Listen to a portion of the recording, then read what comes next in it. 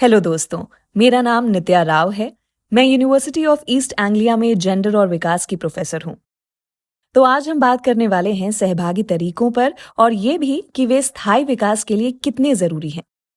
तो हमें ये समझना होगा कि सहभागिता क्या होती है, ये क्यों जरूरी है और कैसे ये विकास के लक्ष्य को पाने के तरीकों को बेहतर बनाने में हमारी मदद कर सकती है।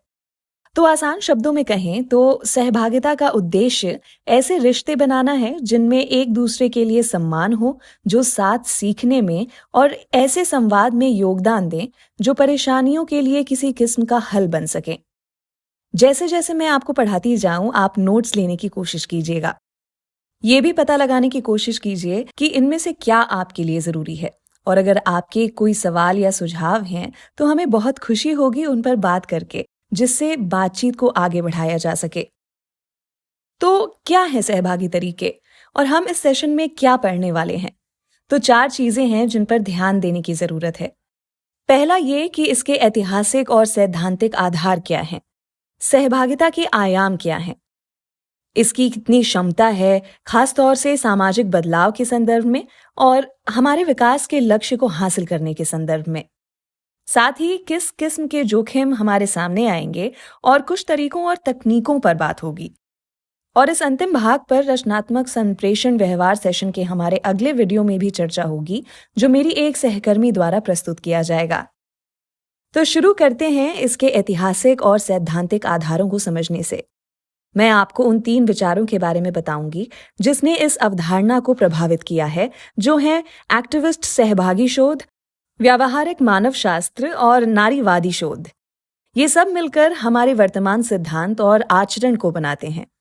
मुद्दे की बात करें तो ये साथ आकर काम करने पर अध्ययन और चिंतन के जरिए हमारे व्यवस्थागत और नीतिगत बदलाव की राजनीतिक प्रतिबद्धता को दर्शाते हैं। इस पर और विस्तृत तरीके से बात करने की जरूरत है। तो पहले इतिहास की बात करते हैं। ये तस्वीर है पोलो फ्रेरे की, जो ब्राजीलियन शिक्षक थे।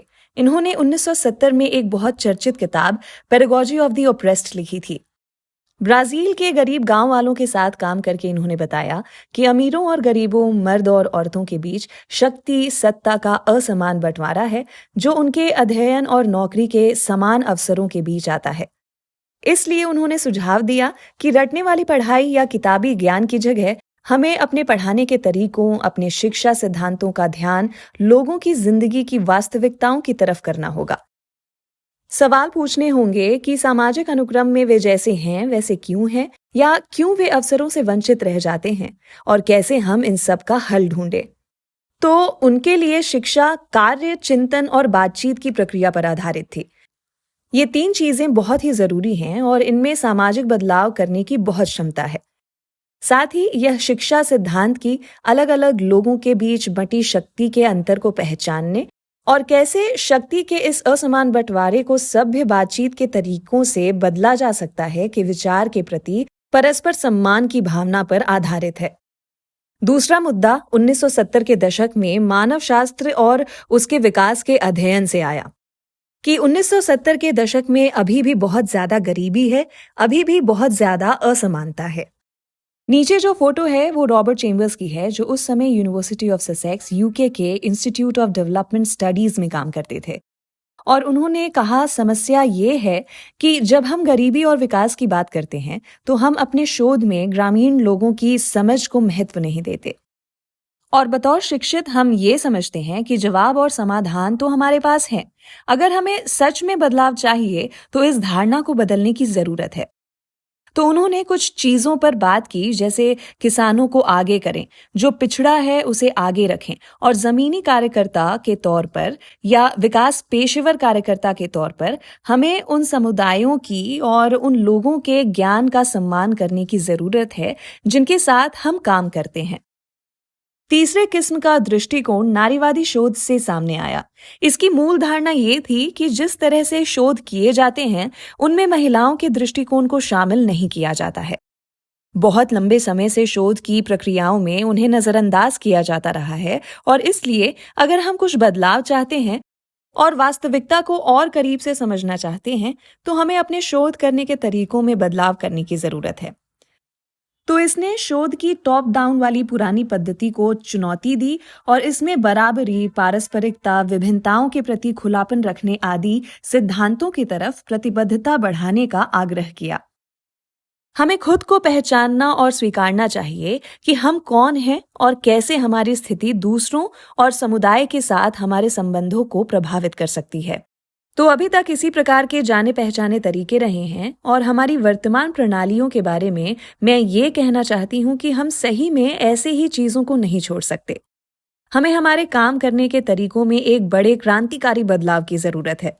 शोधकर्ताओं को सबसे पहले लोगों को ये बताना बंद करना है कि उन्हें क्या करना है, बल्कि उन्हें फैसिलिटेटर के तौर पर काम करना होगा और लोगों से बातचीत करनी होगी और उनके साथ काम करना होगा ताकि ये समझ सकें कि समस्याएं क्या हैं और उनके हल क्या हैं।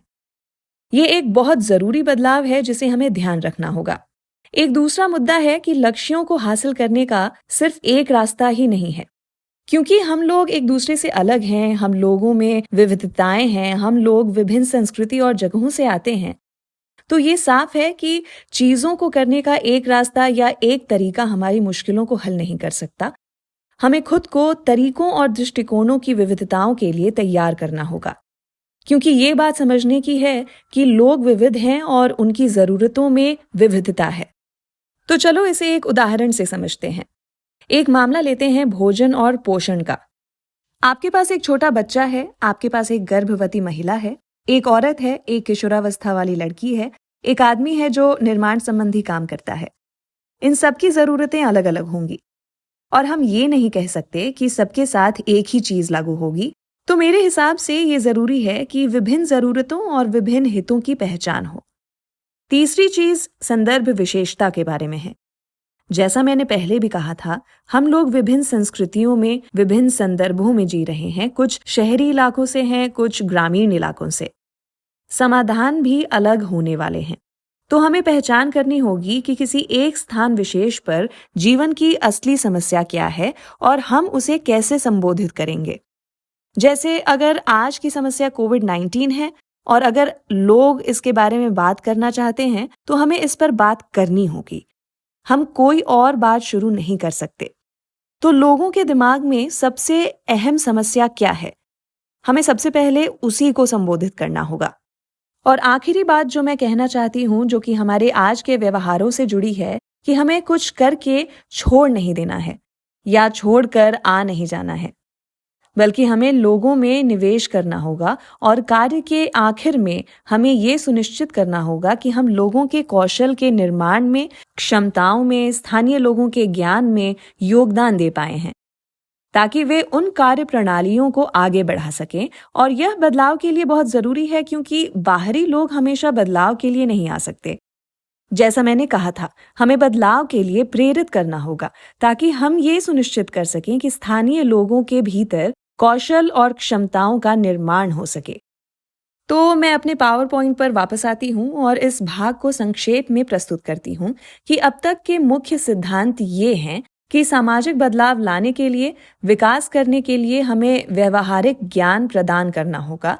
और इसका अर्थ ये होगा कि सभी सहभागियों के ज्ञान के प्रति सम्मान की जरूरत है, साथ में सीखने की जरूरत है और इसके लिए हाशिए पर खड़े लोगों की जरूरतों पर विशेष ध्यान देना होगा।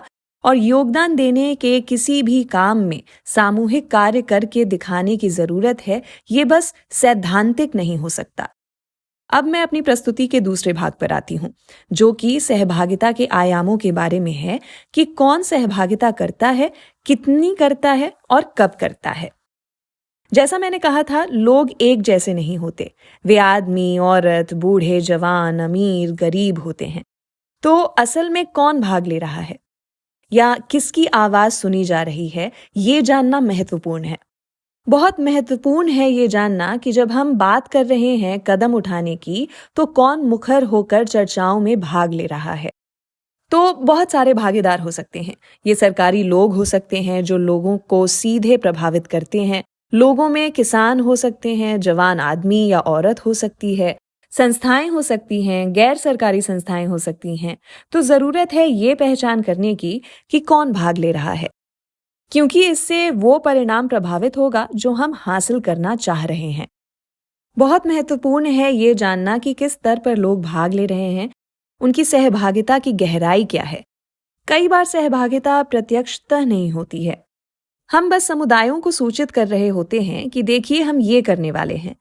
हम उन्हें कुछ सूचना देते हैं और उनसे सहभागिता और सहयोग करने के लिए पूछते हैं। एक दूसरा तरीका ये हो सकता है जिसमें हम लोगों से विचार विमर्श करें, उन्हें सूचित करें, उनके दृष्टिकोण का पता करते रहें, पर आखिर में फैसले हम ही लें। फिर और बेहतर सहभागिता के लिए उच्च स्तर के तरीकों में हम उन्हें असल में शामिल करते हैं, क्रियान्वयन में या बेहतर भागीदारी के लिए मिलकर संयुक्त रूप से कार्य करने में कि क्या करने की जरूरत है, क्या प्राथमिकताएं हैं। और सहभागिता का आखिरी चरण होता है सशक्तिकरण। सशक्तिकरण का मतलब है कि हम सही और सच्चे मायनों में बराबरी पर काम कर रहे हैं। सहयोगियों के तौर पर, प्रक्रिया के सभी स्तर पर, समस्याओं की पहचान करने की प्रक्रिया में, कौशल के निर्माण में, क्षमताओं के निर्माण में, ताकि यह सुनिश्चित कर सकें कि लोग जो कर रहे हैं उसे आगे बढ़ाएं। और इसमें तीसरा हिस्सा है कि वे कब सहभागिता करते हैं। परियोजना चक्र के किस चरण में वे सहभागिता में शामिल होते हैं। ये सब जुड़ा हुआ है सहभागिता के स्वरूप से, सहभागिता की गहराई से, कि क्या हम लोगों को समस्याओं की पहचान की शुरुआत से शामिल करते हैं या फिर केवल तब जब परियोजना के दूसरे और तीसरे चरण और बाकी के चरणों को लागू करने की बात आती है। तो यहाँ मेरे पास एक उदाहरण है विद्यालय की प्रबंध समितियों का। विद्यालय प्रबंधन समितियों या मातृ समितियों का एजेंडा समस्याओं की पहचान से निर्धारित नहीं होता है, बल्कि निगरानी आधारित होता है। विद्यालय चाहते हैं कि वे प्रभावी रूप से कार्य करते हुए दिखाई दें। जैसे मिड डे मील उनके द्वारा दिया जा रहा है और वे इसे निगरानी में शामिल करते हैं, न कि नियोजन के स्तर पर। तो मेरे हिसाब से ये पहचान बहुत जरूरी है कि इस प्रक्रिया में लोग कब जुड़ते हैं। और मैंने कहा था कि हम तीसरे बिंदु में सहभागी तरीकों की परिवर्तनकारी संभावनाओं पर थोड़ी बात करेंगे। तो मुझे लगता है कि कुछ और बिंदु हैं जिन्हें मैं फिर से उठाना चाहूंगी, उन सब बातों से जो अभी तक कहा जा चुका है। ये बहुत साफ है कि एक दूसरे को सम्मान देने के लिए संवाद को माध्यम बनाते हैं। तो ये समझना होगा कि वहां असहमति भी होंगी, वहां पर विभिन्न दृष्टिकोण भी होंगे, पर हमें एक दूसरे की बात आदर के साथ सुननी होगी। तभी हम उनको हल करने में मदद कर सकते हैं, साथ में ज्ञान हासिल करने में, साथ सीखने में और साथ चलने में, यानी कि एक सामूहिक कार्य की दिशा में। सहभागी तरीकों में दूसरा सबसे महत्वपूर्ण परिवर्तनकारी भाग है कि हम किसी दायरे में सीमित नहीं रहे। हमने खुद को खुला रखा है। हम किसी खास दृष्टिकोण से बंधे हुए नहीं हैं या किसी खास सोच से बंधे नहीं हैं। अगर कोई हमें एक नई कहानी सुनाता है या दृष्टिकोण रखता है, तो हमें उसे समझने की जरूरत है कि कैसे अलग है ये कहानी, क्या है ये विपरीत दृष्टिकोण और ये हमें क्या सिखाता है। जैसे अगर गांव की कोई विधवा औरत है और मान लो कि वो कह रही है कि ये उसके लिए काम का नहीं है, मुझे कुछ और चाहिए, तो हमें इस बात का सम्मान करना होगा और देखना होगा कि हम क्या पता लगा सकते हैं। अपने खुद के अनुभवों से मैं कह सकती हूँ कि मैंने झारखंड के संथाल परगना क्षेत्र की औरतों के साथ काम किया है और मैं उस वक्त बहुत उत्सुक थी औरतों के जमीनों के अधिकारों पर काम करने के लिए, और मैं कहती रहती थी कि औरतों को जमीन के समान अधिकार मिलने चाहिए। मैंने इन औरतों से बात करके सीखा कि उनका कहना था कि उन्हें अलग से जमीन के टुकड़े नहीं चाहिए, उन्हें अलग से अधिकारों की जरूरत नहीं है, क्योंकि फिलहाल हमारे लिए सबसे महत्वपूर्ण है कि हम चाहते हैं कि आदमी महसूस करे कि वे भी घरेलू कामों का हिस्सा हैं, सहयोग करें और योगदान दें। अगर सब कुछ अलग ही कर देंगे तो आदमी भी सहयोग नहीं करेंगे। तो ये एकदम नया दृष्टिकोण था, पर मुझे इसका सम्मान करना था और फिर उसी हिसाब से साथ मिलकर आगे बढ़ना था। साथ ही सहभागिता के संदर्भ में मैं ये भी कहूंगी कि इसमें जोखिम भी होते हैं जो हमारे सामने आते हैं। अगर हम बातचीत कर रहे हैं, साथ सीख रहे हैं, तो इसमें वक्त लगता है। और अगर हमारे पास वक्त नहीं है और हम छोटे रास्तों की तलाश कर रहे हैं, तो गुणवत्ता में कमी आएगी। दूसरा, सहभागिता के ज्यादातर टूल्स काफी औपचारिक हैं, जैसे रेखा चित्र, चित्रकारी और बाकी सब। मैं इन सब पर थोड़ी देर में बात करूंगी, जैसे समय और तकनीक। अपेक्षा को बढ़ाना जो पूरी ना हो पाए। कुछ अवरोध भी हो सकते हैं, जैसा मैंने कहा कि लोग भिन्न होते हैं। तो अगर आप एक भाषा में काम कर रहे हो, चलो मान लेते हैं संथाल परगना में मैं हिंदी में काम कर रही हूँ, पर ज्यादातर औरतें हिंदी नहीं समझती, वे सिर्फ संथाली समझती हैं। तो इससे उनकी सहभागिता में दिक्कत पैदा हो जाएगी। साथ ही कुछ नैतिक मुद्दे भी हैं, क्योंकि हम इसे लोगों के समूहों में कर रहे हैं, सामूहिक कार्य प्रणाली की तरह। तो मान लो एक औरत हिंसा संबंधी कुछ बात कहती है और कुछ ऐसा कहती है जो किसी को पसंद ना आए। तो बाद में जब वो घर जाएगी तो वहां पर उसके साथ हिंसा भी हो सकती है। उसे भविष्य में उधार देने के लिए मना भी किया जा सकता है। तो ये वो जोखिम हैं जिनका सामना हमें करना होगा, क्योंकि इन गतिविधियों का स्वभाव सार्वजनिक है और अगर कोई आदमी या औरत कुछ कहता है तो हम उसे गोपनीय नहीं रख सकते हैं, क्योंकि बाकी लोग भी उसे सुन रहे हैं। यहाँ एक महत्वपूर्ण पहलू है जिस पर हम बाद में बात करेंगे, जो हमारे ब्लॉक 2 में लैंगिक भूमिकाओं और संबंधों पर आधारित सेशन में शामिल हैं। पर हम जानते हैं कि भारत में आमतौर पर औरतें आदमियों के अधीन होती हैं। हर कोई एक समान नहीं होता। तो क्या होगा अगर इन दृष्टिकोणों में टकराव हुआ? तो चाहे वो समुदाय के शोधकर्ताओं में हुआ हो, चाहे आदमी और औरत के बीच हुआ हो, हम कैसे उसका सामना करेंगे? और साथ ही इस बारे में भी जागरूक होने की जरूरत है कि औरतों की भागीदारी में कुछ व्यवहारिक अड़चनें भी होती हैं। एक शोधकर्ता थे डेविड मूस, जिन्होंने गुजरात में भील आदिवासियों के साथ काम किया था। उनके सत्ता, अधिकार और लैंगिक मुद्दों पर आधारित एक बढ़िया लेख में कई संदर्भ आपको मिलेंगे, जहां आपको वे ये बताते हुए मिलते हैं कि जो भी गतिविधियां घर के बाहर की जाती हैं, जिनमें समय ज्यादा लगता है, ऐसी गतिविधियों में महिलाओं को, खासकर युवा महिलाओं को, जो शायद बेटियां हैं, उन्हें भागीदारी करने की अनुमति नहीं मिलती है। भाषा भी एक बाधा बन सकती है और इसी तरह और बातें भी। दूसरी बात यह है कि बाहरी लोग के रूप में अगर हम वहां होते हैं तो ये भी उनके मुद्दों को प्रभावित करता है। तो मुझे लगता है कि कुछ ऐसे जोखिम होंगे जिनके बारे में हमें अवगत रहना होगा। रॉबर्ट चेम्बर्स, जिनके बारे में हमने बात की थी, उन्होंने भी अपनी किताब पुटिंग द लास्ट फर्स्ट में कहा था कि हम में 6 किस्म के पूर्वाग्रह होते हैं, जिसमें से एक स्थान संबंधी पूर्वाग्रह होता है। जब हम गांवों में जाते हैं तो हम वहां जाने की कोशिश करते हैं जो सड़क से लगे होते हैं, ना कि वहां जो दूरस्थ होते हैं। मुझे याद है कि जब मैं संथाल परगना के एक दूरस्थ गांव में काम कर रही थी, तब लगभग 3 से 4 महीनों बाद वहां एक ब्लॉक विकास अधिकारी आया और वो मुझे देखकर अचंभित था और उसने मुझसे पूछा कि मैं कौन हूं और मैं यहाँ क्या कर रही हूँ। और मैंने कहा कि मैं यहाँ पिछले कई महीनों से हूँ, पर मैंने भी आपको नहीं देखा। और मेरे हिसाब से ये भी एक बाधा होती है ब्लॉक के पदाधिकारियों के साथ भी, कि वे ज्यादातर करीबी गांवों में जाते हैं और दूरस्थ गांवों में नहीं जाते। दूसरा, हम योजनाओं को लेकर पूर्वाग्रह से ग्रस्त होते हैं कि परियोजनाएं होती कहाँ हैं। अगर हम वहां की संस्थाओं को जानते हैं तो हम वहां जाएंगे और दूसरे इलाकों में नहीं। व्यक्तिगत पूर्वाग्रह, मान लो हम किसी गांव में जाते हैं तो हम सरपंच से बात करते हैं, अमीर व्यक्ति से बात करते हैं और ऐसे ही किसी और व्यक्ति से, ना कि किसी गरीब व्यक्ति से। मौसमी पूर्वाग्रह भी होता है। हम तब जाते हैं जब सुविधाजनक होता है, ना कि मॉनसून में, ना तब जब सड़कों पर पानी भरा हुआ हो। एक और पूर्वाग्रह होता है जिसे हम कूटनीतिक पूर्वाग्रह कहते हैं, कि हम सहज मुद्दों पर ही बात करते हैं। कुछ मुद्दे ऐसे होते हैं जो शर्मनाक लगते हैं। मैंने हिंसा की बात की थी।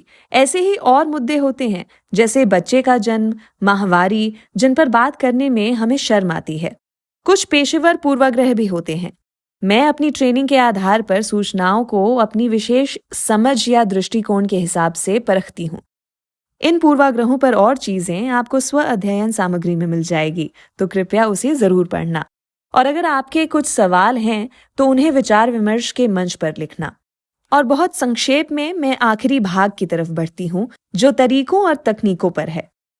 ये एक टूल बॉक्स है जिसे सहभागी ग्रामीण मूल्यांकन या PRA कहते हैं, जिसमें कहानियां, साक्षात्कार होते हैं, इसमें काफ़ी सारी विजुअल तकनीकें भी होती हैं, जैसे तस्वीरें, मानचित्र, रेखा चित्र और ऐसे ही रैंकिंग अभ्यास करके सीखना, एक्सचेंज कार्यक्रम आदि। ये सब स्थानीय प्रासंगिक मानदंडों के हिसाब से समाधान ढूंढने के लिए केंद्रित होते हैं।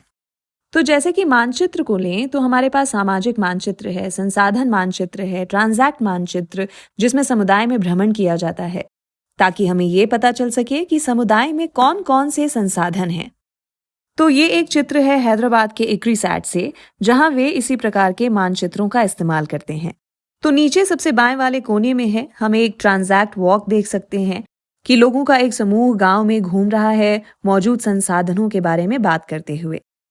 ऊपर सबसे बाएं वाले कोने में आदमियों का एक समूह है जो संसाधनों का मानचित्र बना रहा है।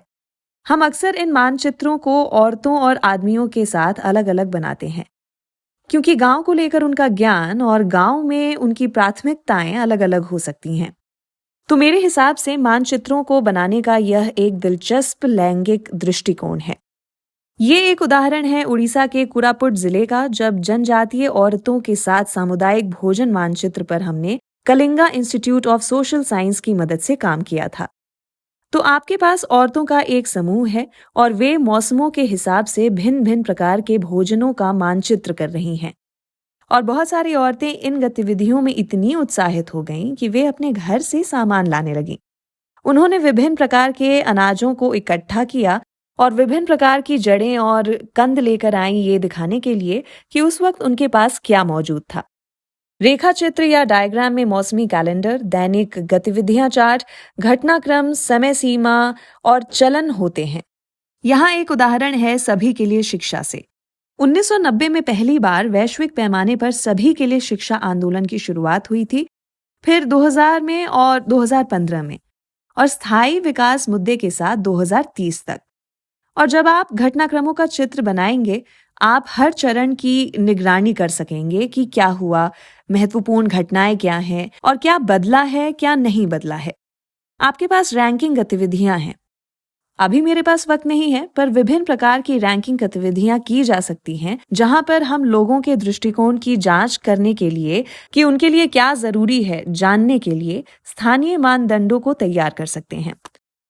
सबसे जरूरी बात है अभिलेखन करना। मेरे हिसाब से जब हम सहभागी गतिविधियों को करें, हमें सहभागियों की संख्या को दर्ज करने की जरूरत होती है।